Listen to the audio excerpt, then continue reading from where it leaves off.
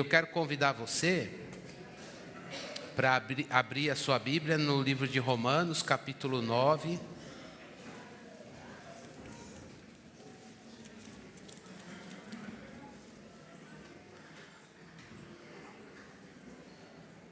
Versículo 19. Romanos capítulo 9, versículo 19.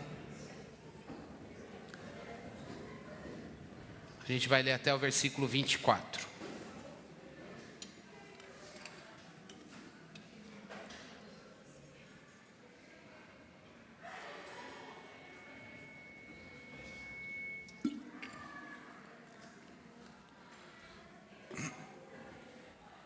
Todos acharam?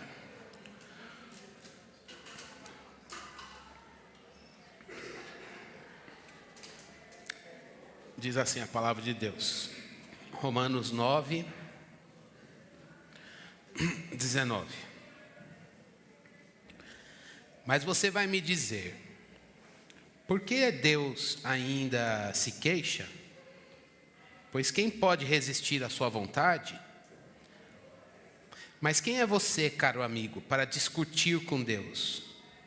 Será que o objeto pode perguntar a quem o fez, por que você me fez assim? Será que o oleiro não tem direito sobre a massa, para do mesmo barro fazer um vaso para honra e outro para desonra? Que diremos se Deus, querendo mostrar a sua ira e dar a conhecer o seu poder, suportou com muita paciência os vasos de ira, preparados para a destruição, a fim de que também desse a conhecer as riquezas da sua glória nos vasos de misericórdia, que de antemão preparou para a glória? Estes vasos somos nós, a quem também nos chamou, não só dentre os judeus, mas também dentre os gentios. Vamos orar? Senhor, nós nos colocamos diante de Ti, mais uma vez, para pedir que o Senhor fale conosco. O Senhor é o nosso pastor e nós precisamos de alimento, Deus. O Senhor sabe como nós somos propensos a nos desgarrar, ó Deus, perder o Senhor da nossa vista, seja pelos problemas, pelas lutas, seja pelas atrações dos prazeres. Nós somos vulneráveis a tantas coisas, Deus. E pedimos que o Senhor nos ajude nesta manhã. Que o Senhor nos dê a sua graça para que possamos, ó Deus, ouvir a Tua voz e o Senhor nos trazer para perto. É perto do Senhor que nós queremos estar. É diante do Senhor que queremos viver. É na Tua presença que a alegria é repleta, ela é completa. Senhor Deus, ajuda-nos a termos uma mente voltada para o Senhor, para a Sua voz, para a Sua palavra. Nos livra, Senhor Deus, de uma mente que é governada por outros pensamentos, Senhor Deus. E não deixe que a palavra, ó Deus, fique só no nível da informação. Que ela seja uma informação processada, Deus, conhecimento adquirido e luz que traz quebrantamento. Luz para as nossas entranhas. Luz para o que está dentro de nós, para a fonte da vida, o nosso coração. E que o nosso coração seja alcançado nesta manhã. O meu coração, o coração dos meus irmãos, seja alcançado pela voz do Senhor. Tua palavra diz que a Tua voz é poderosa.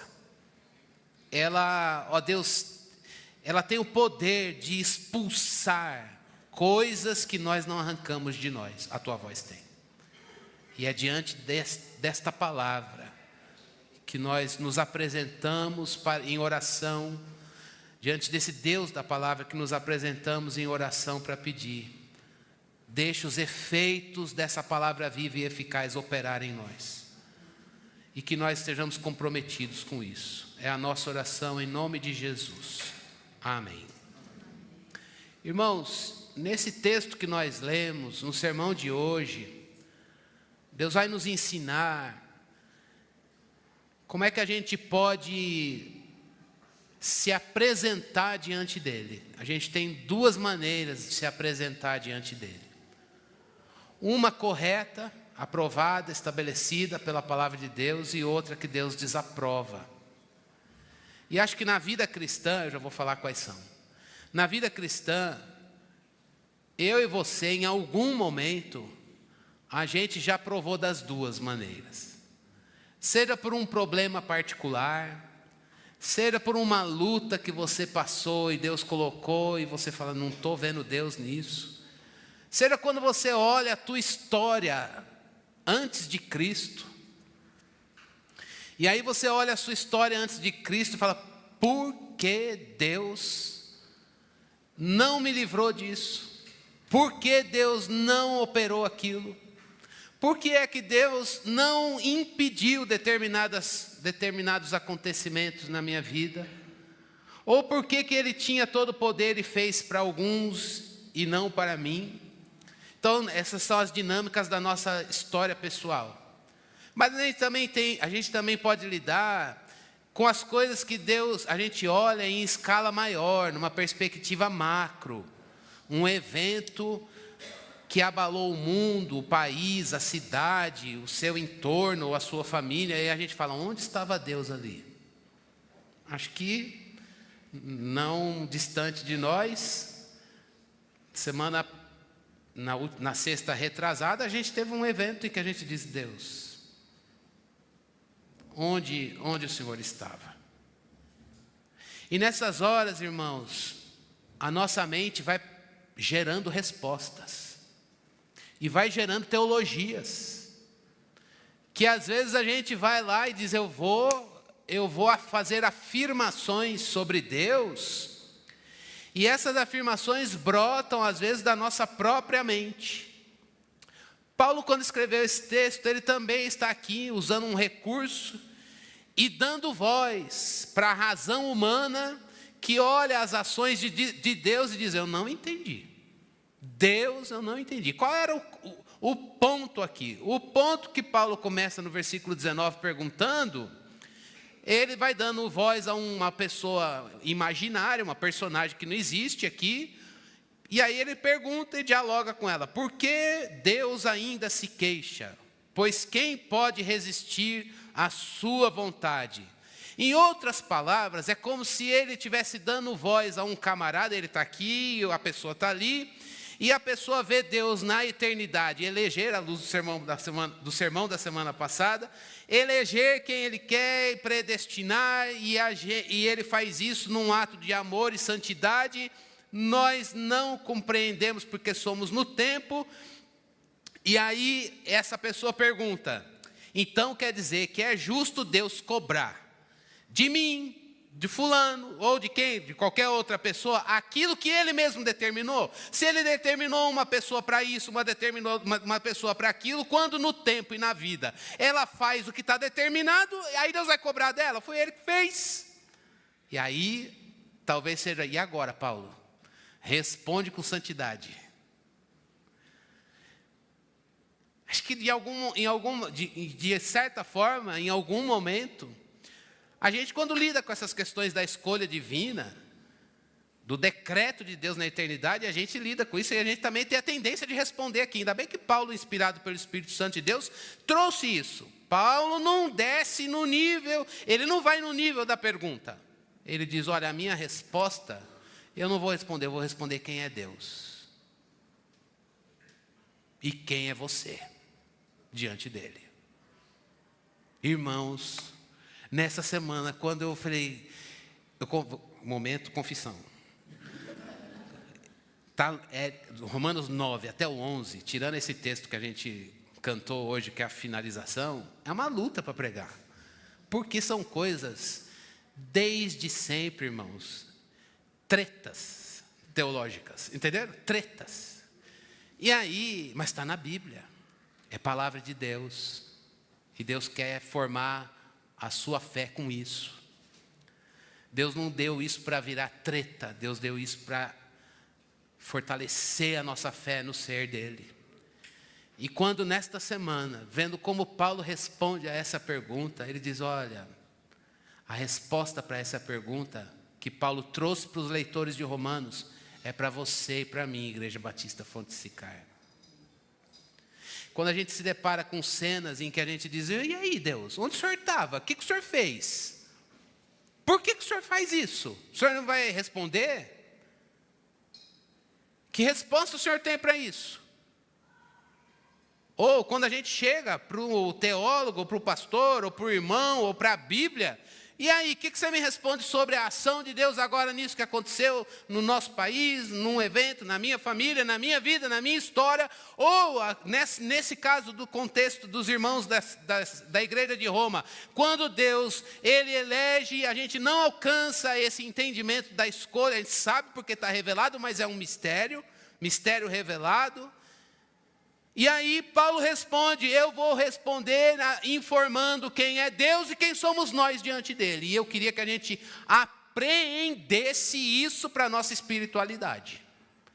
Deus ainda vai colocar você, a mim, a nós, particularmente esta igreja e a gente no mundo, em situações como essa que a gente vai dizer: onde está Deus nisso tudo?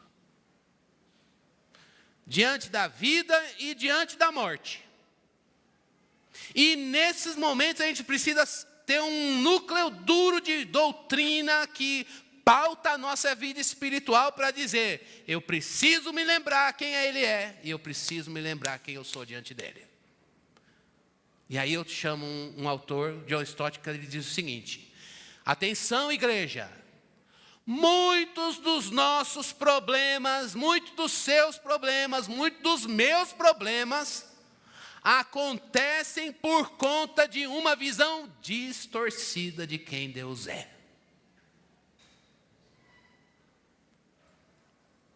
E se a gente vê Deus fora do que está na palavra, fora da maior revelação que Ele fez dele mesmo, e a gente troca a palavra pelo nosso intelecto, em algum momento do sermão de hoje eu vou voltar nisso, e você fica aqui. Eu queria que a gente pensasse nisso, irmãos, porque nem sempre nós vamos ter um esquema, uma fórmula lógica que responda ao nosso intelecto, mas Deus vai agir em determinadas circunstâncias, na minha vida e na sua vida, e Ele vai fazer coisas que às vezes a gente não vai conseguir alcançar. Então eu gostaria de, antes de apresentar as atitudes, perguntar para mim e para você: qual é a sua visão de Deus? Você sabe quem é Deus? Qual que é a nossa atitude diante dele? Paulo, ele diz que há uma diferença de estrutura de ser entre Deus e nós, entre você e Ele. E ele usa uma imagem aqui, que a gente leu no texto de Isaías, na abertura deste culto. Ele diz que Deus é um oleiro e nós somos um vaso de barro nas mãos dele. Mas não vai linkar esse texto aqui com Jeremias 18, não. Linka esse texto aqui com o texto de Isaías na abertura. Tu és o nosso oleiro, Pai, e nós somos o barro nas tuas mãos. Então, no sermão de hoje, eu quero que você se lembre disso, quando Deus te colocar diante de coisas da tua história, da tua vida, da tua família, da tua igreja, no mundo, em que você olha e diz: não entendo o agir de Deus aqui, e dá uma revoltinha dentro de você, como pode ser a pergunta desse interlocutor de Paulo aqui: por que Deus se queixa? Ele está aqui num embate, Deus está ali no banco, e por que o senhor se queixa? Ele está com o dedo em riste. Responde. E aí Paulo volta um passo: lembre-se quem Deus é e quem é você diante dele. Fim. Eu preciso me lembrar disso, e você também. Há uma diferença entre Deus e você. Há uma diferença entre Deus e a minha vida. Ele é Deus, eu sou homem. Acabou. Ele é o oleiro e eu sou o vaso. E aí, à luz disso, a gente pode voltar para o texto, no versículo 20, e pensar a pergunta: quem é você, amigo, para discutir com Deus? Paulo não vai tremer diante dessa pergunta. Ele fala: quem é você, amigo, para discutir com Deus? Será que o objeto, o vaso de barro feito pelo oleiro, pode perguntar para quem o fez: por que o senhor me fez assim? Será que o oleiro não tem o direito sobre a massa? Para fazer o que ele quiser, do jeito que ele quiser e sem dar satisfação? Para do mesmo barro fazer um para a honra e outro para a desonra?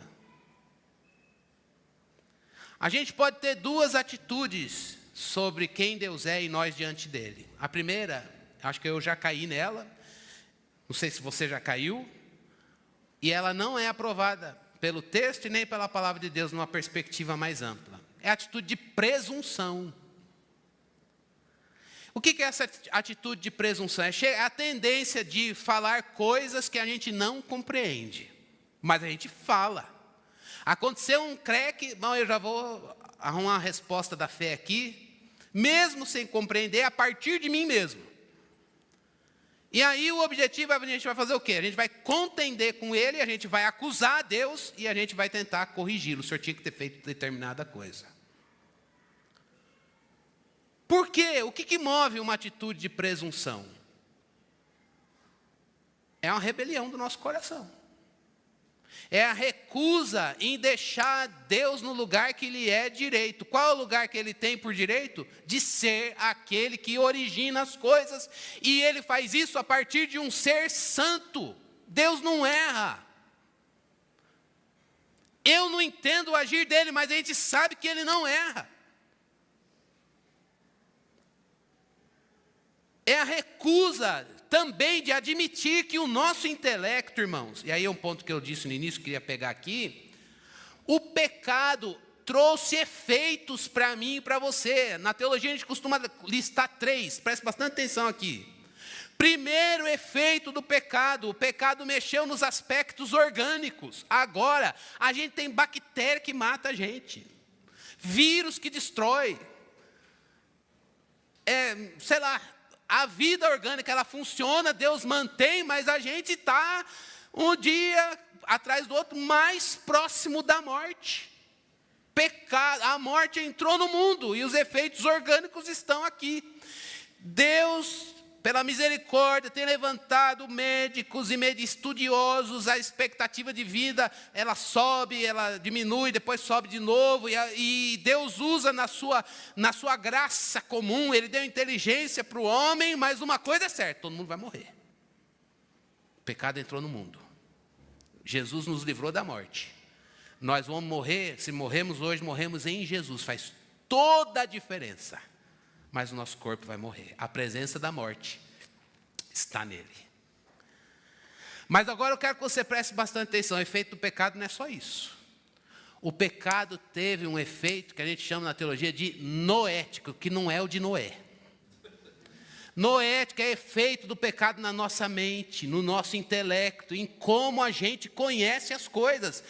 É mesmo, você é inteligente, eu também sou, você estuda, eu também estudo, a gente expande conhecimento, a gente processa informação, mas não se esqueça, nós temos um intelecto que tem limitações por conta do pecado.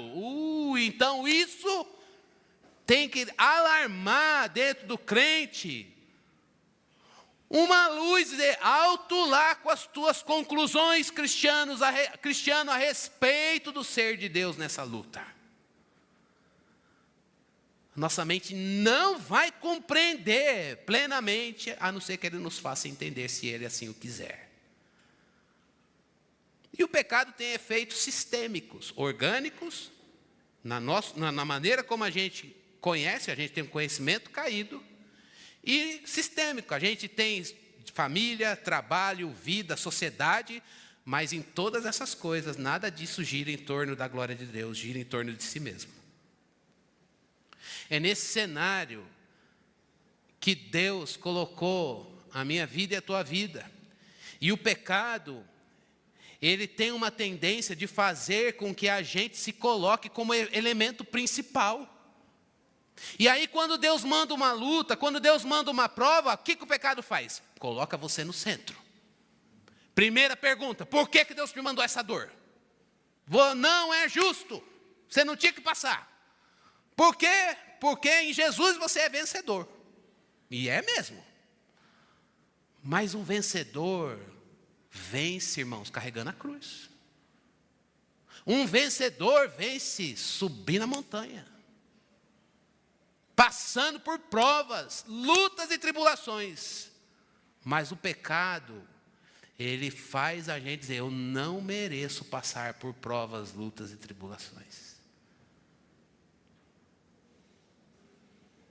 É a presunção de chegar para o oleiro e dizer, por que é que o Senhor fez desse jeito? Irmãos, eu queria que você pensasse em quais lutas da vida você pode não ter verbalizado, mas você chegou para Deus e disse, por que o Senhor fez assim? O Senhor tinha outras maneiras para agir. Talvez você esteja aqui hoje. Por que é que o Senhor não me livrou? Por que é que o Senhor não fez igual fez com o irmão? Ou igual estava com o personagem lá na Bíblia? Por que é que o seu poder não agiu quando eu esperava que o Senhor fosse agir? O C.S. Lewis, ele virou ateu aos 9 anos, porque ele queria que Deus curasse a mãe dele, e Deus não curou. Se revoltou contra Deus. Lutando, e ali esse crescimento, a revolta foi crescendo, mas chegou um dia em que ele diz, em 1929, ele diz, foi o dia numa conversa com um amigo, apresentando a fé cristã, e como Deus usa o sofrimento, ele disse, eu tive que me render. Porque não dava para eu me sustentar mais nas minhas teses. A primeira coisa, irmãos, que a gente precisa avaliar hoje no nosso coração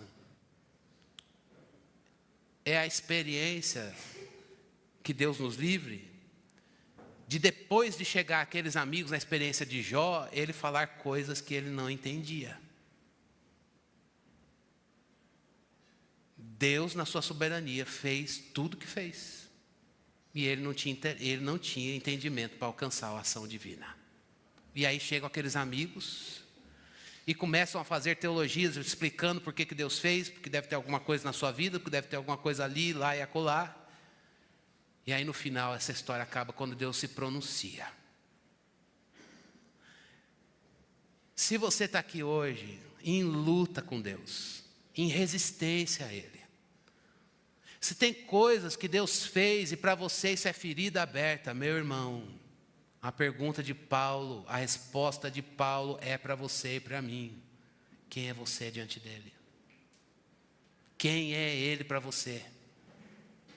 Ele é um Deus que tem que te dar as respostas e que tem que te dar um mundo da Disney, em que a princesa vai... Hoje em dia não é mais a princesa, porque agora os... é a princesa. Os homens é que viraram banana. Então... ela vai dominar e ela vai determinar, e houve uma certa inversão de papéis ali, mas tudo vai ficar bem no final. Olha, meu irmão, a vida de um crente é uma vida de aventura da fé, mas nessa aventura da fé, Deus permite que você lute com os dragões, e você veja que você vai diante de dragão com fundo e pedra. Isso não faz nada, se não for o nome do Senhor, como era o caso de Davi com Golias. E Deus não vai, você não precisa ir lá no território dos filisteus para aprender a afiar a espada. Porque quem é dele tem uma coisa só, eu só tenho uma coisa, Deus. E ele ou é nada. E é por isso que a gente precisa jogar limpo com Deus. Se tem pontos no presente ou na nossa história em que a gente olha e tem ferida aberta com Deus, e dizendo: Deus, eu não entendo. E eu entro em luta com o Senhor aqui, mas eu quero vencer. Isso é presunção. E um coração que tem essa postura, ele é um coração não quebrantado. E um coração que não é quebrantado, Deus resiste. Qual é a postura correta, irmãos? E é esse o ponto que a gente vai encerrar o sermão de hoje. Hoje vocês vão almoçar cedo. Aí eu espero que todo mundo fale: o sermão foi bom. Não sei se por causa do tempo ou por causa do conteúdo. Qual é a postura correta, irmãos? Eu vou parar aqui no texto.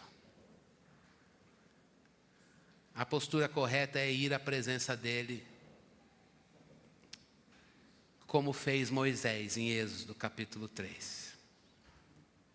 Ele viu uma chama ardendo naquela sarça e ele se aproximou, com medo, mas ele se aproximou.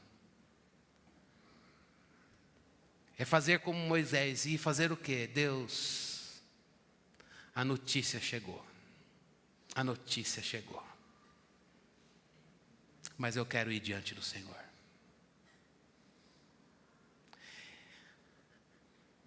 Estar diante de Deus na dor, irmãos, com a notícia ruim, é tirar as sandálias dos pés e dizer: eu tenho que ficar vulnerável ao que o Senhor fez, mesmo sem te entender, porque tudo que o Senhor faz é bom, e o Senhor é um Deus santo que não erra. Difícil, irmãos. Mas ou a gente é governado pelos absolutos do ser de Deus, não é o que a gente está estudando aqui, a vida diante de Deus. O que é a vida diante de Deus, irmãos? A vida diante de Deus é a vida quando a notícia ruim chegar para você. Eu vou ficar diante dele. Por que eu vou ficar diante dele? Eu não entendo o agir dele, porque minha mente tem efeito noético do pecado. Mas eu sei que não vai faltar toque dele em mim. E visão do ser santo dele também não vai faltar.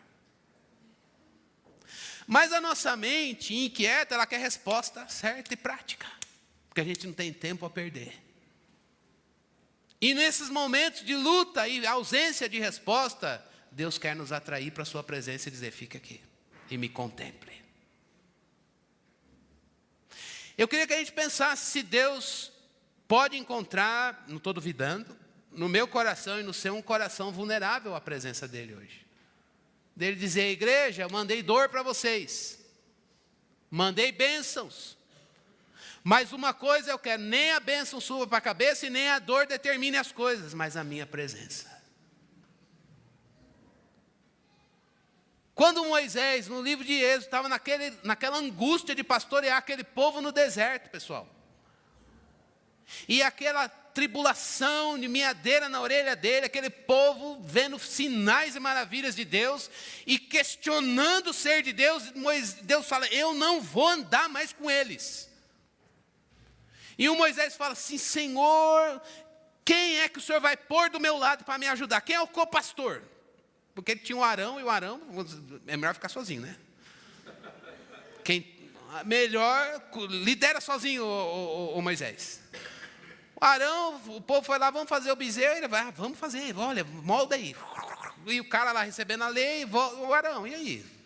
Não, então, a galera falou lá, queria um símbolo. Eu entendi o símbolo, o sentido, você não vinha e tal. Aí, fizemos.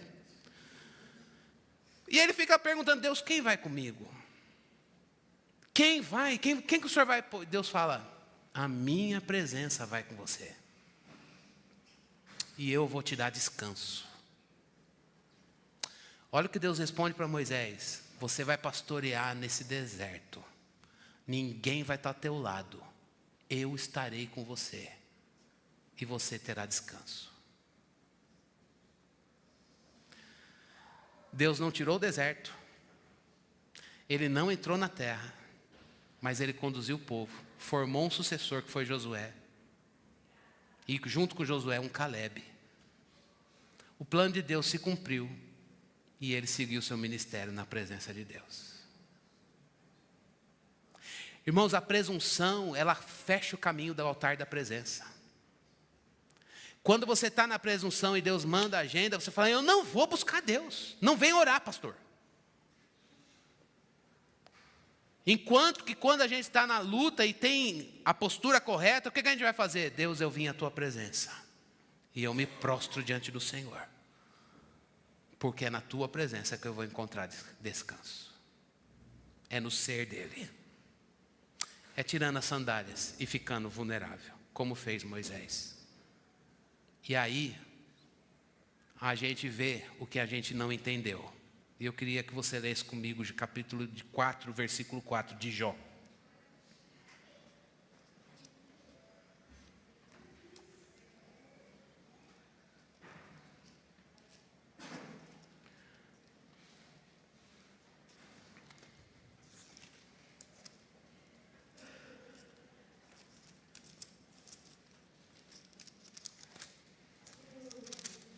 Capítulo 4, versículo 4.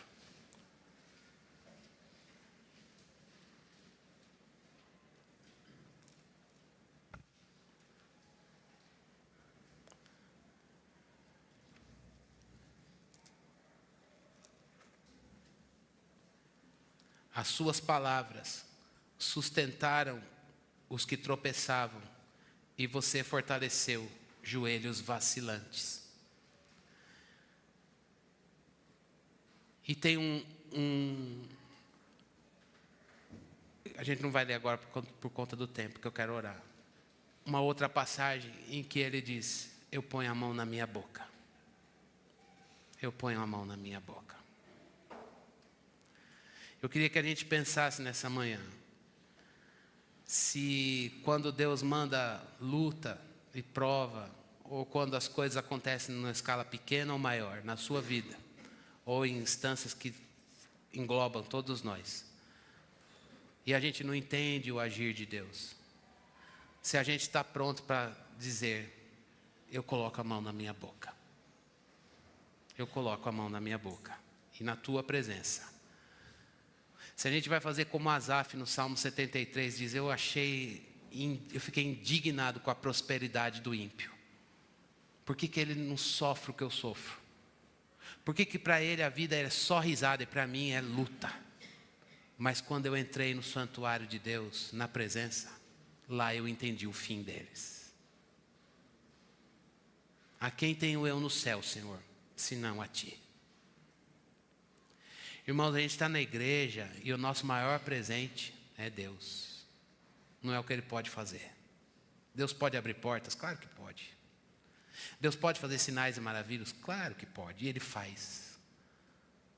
Mas tem um bem, que esse não foi dado por ninguém, mas Ele na sua graça permitiu que você hoje estivesse aqui diante dEle, conhecendo.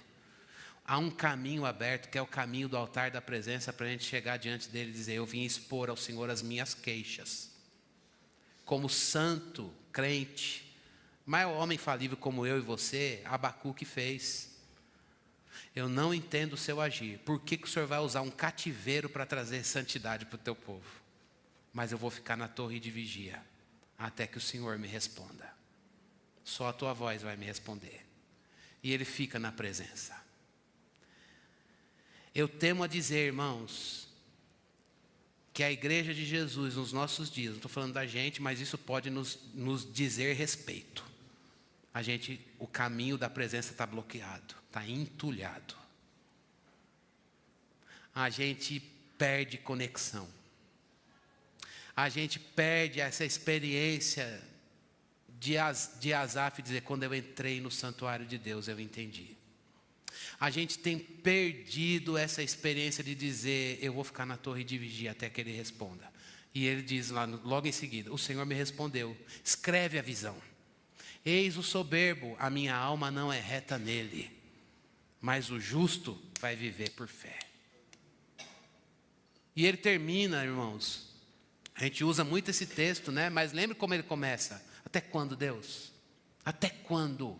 E ele termina, ainda que a figueira não floresça, eu me alegrarei no Senhor. Eu sei que a gente quer esse resultado, Mas a mudança no coração precisa acontecer, irmãos. Tirar esse coração presunçoso. Tirar esse coração presunçoso. Tirar essa mente que olha os pontos da história e diz: por que o Senhor permitiu isso? Olha os efeitos dessa desgraça na minha vida.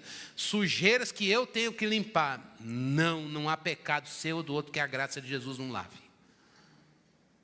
E é por isso que hoje a gente precisa pôr a mão na boca, se arrepender e buscar a presença de Deus. Foi para isso que Deus nos trouxe aqui. Então eu queria que a gente fizesse isso. Colocasse a mão na boca.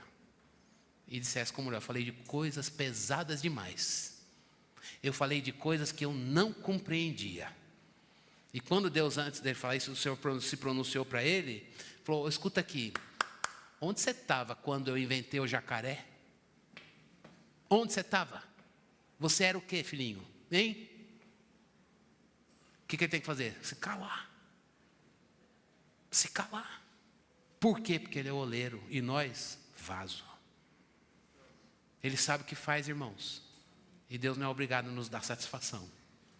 Mas uma coisa é suficiente: estejamos diante dele. Como vaso. E que a gente se submeta à mão soberana dele. Coloquemos a mão na boca. Nos calemos. E a gente possa entender as coisas a partir da presença de Deus. E assim a gente possa andar na presença de Deus e ter descanso. Se você está aqui com coisas mal resolvidas com Deus, você não está na presença dele. Não está provando descanso. O caminho do altar está entulhado. Mas nessa manhã, Deus nos chama de volta à presença. Deus nos chama de volta à presença dele. Para a gente dizer: Deus, quem tenho eu no céu, senão a ti? O Senhor é a minha única riqueza. E eu não quero que o meu coração presunçoso, rebelde, e eu não quero dar lugar para os efeitos noéticos do pecado. Eu quero buscar a tua presença e ter descanso. Essa presença é abundante, está disponível. Que a gente venha às águas. Que a gente venha às águas. A gente cantou isso na cantata este ano. Venham às águas. Aquele que tem sede da presença, venha. O Senhor tem água viva para jorrar dentro de nós. Talvez você diga: a essa altura do campeonato, na minha vida, família e ministério? Sim. Sim. Há esperança, meu irmão. Deus quer nos dar lugar de delícias, deleite na sua presença. Busque o Senhor. Jogue as tuas causas diante dele. Coloque as tuas queixas diante dele. Mas aceite que a presença dele é o ponto inicial da resposta. O deleite e a satisfação plena no Senhor. Amém? Vamos orar. Ó Deus, nós agradecemos ao Senhor pelo privilégio de ter um Deus cuja presença não está fechada para nós. A sua palavra diz, ó Deus, que nós devemos ter ousadia para, ó Deus, por meio de um novo e vivo caminho, entrarmos na tua presença e acharmos graça no momento oportuno, Senhor. Deus, aqui estamos nós, cheios de marcas. Marcas que o Senhor permitiu que as tivéssemos. Marcas, ó Deus, da história pessoal. Marcas, ó Deus, no nosso coração. Marcas, ó Deus, na nossa família. Para a gente enquanto povo, igreja, nação, habitantes neste mundo, Senhor. Ó Deus, nós não compreendemos o Senhor. Tu és um oleiro santo, divino, soberano, e nós somos uma massa informe nas tuas mãos. Que direito nós temos, ó Deus, de discutir os teus feitos se nos falta, Senhor Deus, inteligência. Mas essa diferença não nos afasta, muito pelo contrário, nos atrai ao Senhor. Essa diferença nos amarra a Ti, essa diferença nos causa adoração. Essa diferença nos causa prostração diante do Senhor. Essa diferença nos faz te buscar. Essa diferença nos faz, Senhor Deus, ficar aos teus pés. Essa diferença faz a gente dizer: não vou sair daqui, porque a única voz que nos satisfaz é a tua. A única presença que nos conforta é a tua, Senhor. Por isso, Deus, derrama a tua presença sobre nós. Ó Deus, que a tua presença, ela, Senhor Deus, se manifeste na nossa vida cotidiana. E a gente, de fato, honre o tema, Senhor Deus, que temos estudado neste ano, uma vida diante do Senhor. Porque tudo é culto. Queremos te cultuar até nas questões que não sabemos a resposta.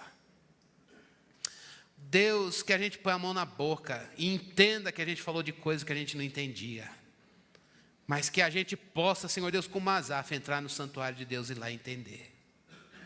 E como Abacuque, Senhor, ficar na torre de vigia até que a gente tenha uma resposta, seja ela qual for. Ó Deus, que o teu Espírito use a tua palavra, que está depositada em nós, para nos trazer um avivamento. Um avivamento, Senhor Deus, que muda as nossas estruturas.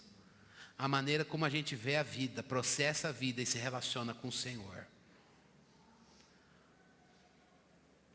Deus, a gente não quer, Senhor Deus, te resistir. A gente quer se submeter, se render. A gente quer, Senhor Deus, expor ao Senhor, tirar as sandálias e dizer: é isso. É isso. Ó Deus, tem misericórdia de nós. Tem misericórdia de nós. Se nós não conseguimos ir a ti, vem a nós. Se nós não conseguimos encontrar esse caminho da vulnerabilidade na tua presença, vem nos buscar. Vem nos buscar, Senhor. Vem nos buscar, vem nos encontrar. Vem a nós, ó Deus, para que possamos, Senhor Deus, humildemente, Senhor Deus, ser alcançados, ó Deus, com esse toque, essa graça, Senhor Deus, divina, que nos faz, Senhor Deus, viver o céu na terra. Põe no nosso coração saudade da tua presença. Põe no nosso coração, Senhor Deus, fome da tua presença. Põe no coração desta igreja, Senhor Deus, pessoas que querem viver a vida diante do Senhor, na doçura da tua presença, Senhor. Põe no nosso coração, Senhor Deus, saudade do céu, Senhor. Põe no nosso coração desejo por ouvir a tua voz, por levar ao Senhor, ó Deus, todas as coisas e fazê-las conhecidas diante do Senhor por meio da oração, súplica, com ações de graça. Ó Deus, sabendo que a paz do Senhor, que excede todo entendimento, vai guardar as nossas mentes e os nossos corações em Cristo Jesus. Ó Deus, sabendo que o Senhor conserva em paz aquele que busca o Senhor, aquele que tem os olhos no Senhor, porque ele confia no Senhor. Ó Deus, Deus, aqui estamos nós orando a Ti, Senhor Deus, à luz da palavra do Senhor e pedindo, Deus, que a nossa vida, ela seja, Senhor Deus, ó Deus, mudada, transformada pela Tua presença, Senhor. E assim que a gente se cale, e como diz a Tua palavra, cale-se diante dEle a terra. E a gente dobre os joelhos e em rendição ergamos as mãos, porque o Senhor é Deus. Ó Senhor, obrigado, porque há um Deus, Criador dos céus e da terra, e esse Deus é o Senhor e não nós. Há um Deus que conhece todos os mistérios, como disse Daniel. Há um Deus nos céus que revela os mistérios, não somos nós. Obrigado, porque o Senhor nos faz dependentes de Ti, para Te entender. Obrigado, porque o Senhor nos faz dependentes de Ti, para Te entender. Nem isso a gente pode se orgulhar, de nada. A única coisa que a gente pode se gloriar é na cruz de Cristo. Deus, que estas Tuas palavras não se apaguem, Senhor, mas ela paute o caminho da vida ordinária nesta semana. uma semana diferente. Uma semana soprada pelo teu Espírito, usando esse conhecimento da palavra. E haja culto contínuo, ainda que na dor. Porque nós não podemos, nada pode nos separar do amor do Senhor que está em Cristo Jesus. Nada, Deus. Nenhuma perseguição, nenhuma escassez, Senhor Deus, nada pode roubar da tua igreja, Senhor, a alegria e o contentamento no Senhor. Nada, Deus. E é por isso, é no coração, no padrão de Jesus que nós oramos, pedindo que o teu Espírito faça isso em nós. No nome dele que nós oramos e agradecemos. Amém. Amém.